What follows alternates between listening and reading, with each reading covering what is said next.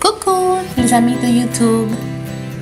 Une salutation chaleureuse de la Voix d'Orchidée, votre espace de méditation matinale. Vous aurez également l'occasion d'apprécier des livres de réflexion matinale en audio.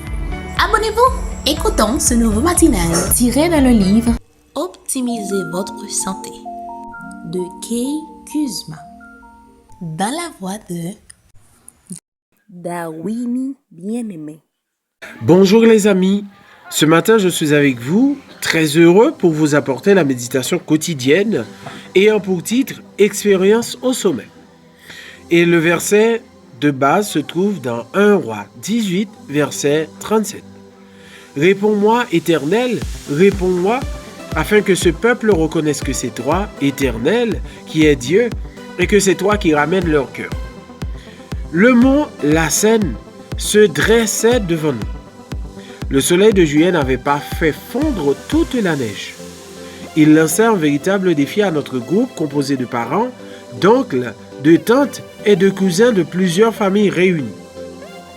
Nous voulions monter au sommet. C'était une expérience nouvelle pour Robert et moi. On nous avait promis une ascension difficile avec des passages abrupts et de vastes étendues de neige. Cela ne nous avait pourtant pas découragés. Après un solide petit déjeuner, la caravane se mit en route en direction de la base de départ. La description du parcours s'avéra exacte. Au fur et à mesure de notre progression, la fatigue se fit sentir. Nous ne pouvions cependant pas nous arrêter, notre but étant d'atteindre le sommet. Vers la fin, l'ascension devint pénible. Un pied après l'autre, un pas à la fois.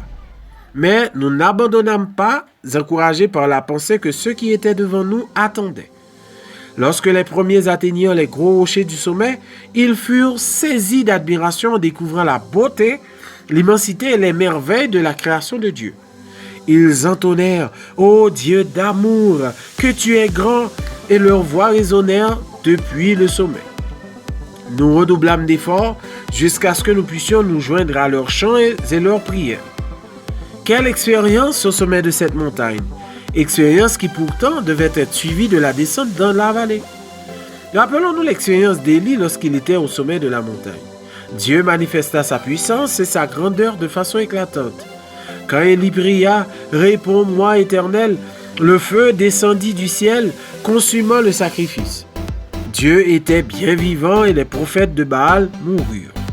Élie avait œuvré toute la journée sans nourriture ni repos. Son courage était grand malgré la tension du moment. Dieu répondit encore. La pluie tomba et la force de cette expérience donna à Élie l'énergie nécessaire pour courir devant le char d'Akab sur plus de 40 km jusqu'à Jezréel. Puis Jézabel le menaça de mort. Élie avait besoin de repos, mais la crainte pour sa vie le conduisit à poursuivre sa route dans la vallée du désert, courant à nouveau sans nourriture, ni sommeil sur 180 km. Là, épuisé, il se sentit découragé et déprimé. Ce n'est qu'après avoir mangé, s'être reposé et avoir retrouvé une communion avec Dieu, qu'il fut capable de reprendre la mission que Dieu lui avait confiée. Élie avait oublié un instant que les choses qui nous mènent au sommet de la montagne sont les mêmes qui nous réconfortent lorsque nous sommes dans la vallée du découragement. Il nous faut satisfaire nos besoins physiques et communier avec Dieu. Seigneur, que je n'oublie pas cela. Puissiez-vous vivre aujourd'hui une expérience au sommet avec Dieu. Amen. Que Dieu vous bénisse abondamment en cette journée.